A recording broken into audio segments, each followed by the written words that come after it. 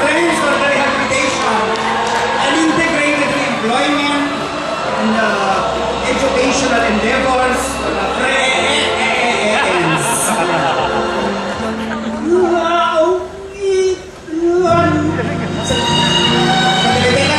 Teka.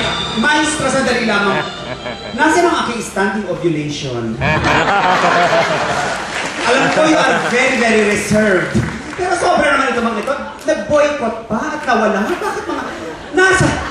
Napakadali ninyong makalibot sa isang tunay na icon ng musikang Pilipino. Long before Jose Marichan, long before Lea Navarro, long before before Christ, sikat na po ako. Wala ho akong larawan sa labi ng Music Museum. Napakadali ninyong malimutan ng mga kontribusyon sa industriya ng nag-iisang Armida, Sigion, Macarena, Ilas Sietes Virtudes, Claudia Bermudez, Perez de Cuellar, Natatico Pastillas, de Leche, Leche con todo, Cheche Coreche de la Familia de Leon, Marco de Leon Asay, de Oliva Extra de Dirección, parang instruksyon tayo mag-artisakan, Manuela Kainta.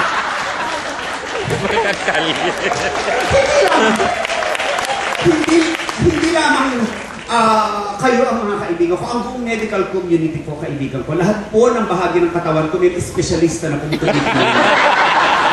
Hanggang anesthesiologist po, dahil ang buong bansa kailangan, saan ka nang galing? Bakit ngayon ka lamang? Saktulan na, kaya yung inaabot ko, dadagdag ka pa. Kaibigan ko rin naman sila Lea Navarro. Kaibigan ko rin naman si Between Escalante. Sa katunayan, friends din kami ng dalawang yan. Forever ravishing, intensely evocative, nocturnal divas. In short, de cougar. Hindi naman po nakatulong na hindi ako sinamahan ng aking kuya. Isasama ko po kasi ang kuya ko rito, si Johnny. Sabi ko, hala, kumanta tayo doon para tayong Danny and Marie. Johnny and Marie. Diba? Maria Armida po ang inyong likod. Pero mas gusto ata niya mga ka-duet si Jose Marie. Johnny and Jose Marie. Nasa totoo lang po, bagamat may mga kwento siya tungkol sa kanyang 40 taong pag-iibigan sa kanyang may bahay na sila. Nauna po niya akong nakilala. Totoo ba? Naaalala po. Noon po kami nagkakilala, sinabi, excuse me, beautiful girl. Wherever you are, you have opened a door. Sabi ko, tell me your name. Sinabi niya sa akin, will you be my girl? My woman? Sabi ko, hindi, my friend. At sinabi ko sa kanya, you are my first romance. And I am willing to take a chance. Doon yata hindi na naniwala. Sabi niya sa akin, can we just stop and talk a while? Pero dahil po sa akin, kaya niya po naisulat ang awiting, you are the same woman. Ano yun? I have fallen in love with the same woman 3 times my age. And yet, hindi man lamang po niya ako ipinagtanggol na patuloyin dito upang magtanghal. Samantalang ako po ay naririto. Ano yung mga naririto kong inaawit dito mga bed? I would like to lie down in a bed of roses and napakalayo na po ng pagka-decay ng musikang Pilipino dahil kinalimutan niya na po ang mga kundiman na ikinalat namin ng mga tulad nila Silvia Lafore, etc. Nakakalunos mga kaibigan. Rock, yan ba? Well, hindi ko kayo masisisi dahil ang rock sa Tagalog, bato, yan ang espesyalista naman.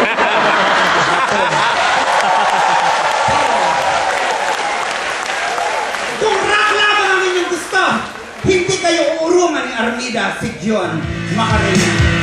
Kaya nakakalimutan ng rock. Ang lola at mga lola po ang mga kanilig.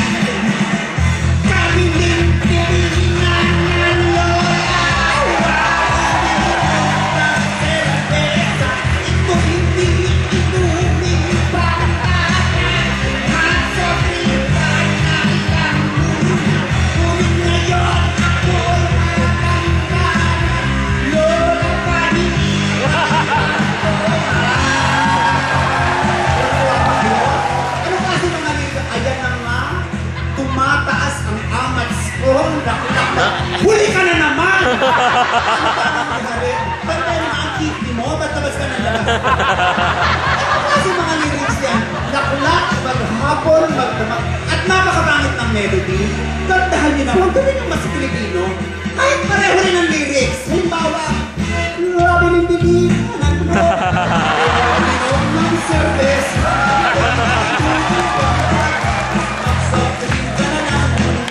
Ulit mo yun, matanda mo. Ang ilang tanto. Ang amats ko. Maghapon, magdamag. O hindi ka mga kaibigan. Nababaghalo naman ang luma at bago. Masyado nilang pinabababa ang standard ng pag-awit. It has been damaging our children for life. Hindi lang naman din sa larangan lamang po ng musika, pati sa kultura. I'm sure alam mo ibig sabihin ng Jejemon. You know that one? But you have no idea that it is damaging you for life. Napakasamang uso yung mga Jejemon ang yan. It has ruined their sensibilities, their grammar, lahat-lahat na. At ano yung, pati ang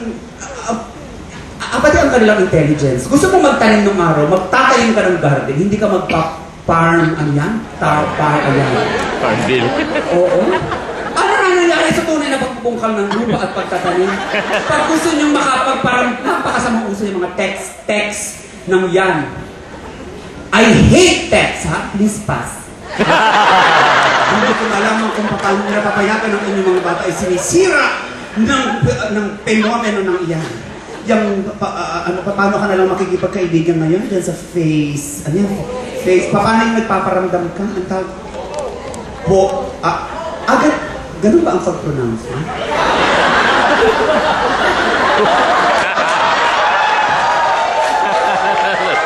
Ganun pala ang pag-pronounce noon?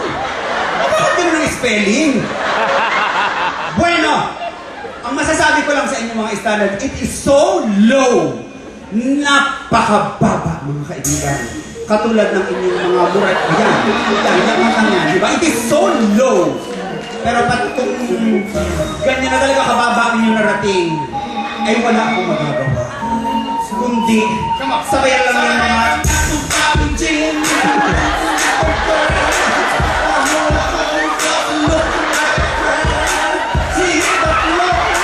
next thing you know, she was a low. Ang pangit-pangit. Ang babae, pag inaman, panay indalaw, ay nayayaw ko, ang dalawin ay nagtatapo. No.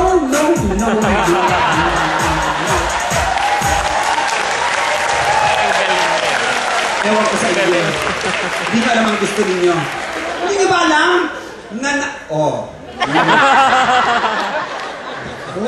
Patingin kayo sa mga nephrologists ninyo. Sinabi ni Jose Maricha, please be careful with my heart. Ang masasabi ko lang sa video, please be careful with my kidney. Hindi nyo ba alam na napapaghalo ang bago at luma? Ang luma at bago. Pati ang mga kanta, di ba, nakahanggal sa mga kanta, di ba noon? Rosas Panta, Mulan Tulog, di ba? Yung mga pinauso nila ni Dan Nestor, umulan, kumulong, kumikiyat, ilabas na ang umbrella. English na.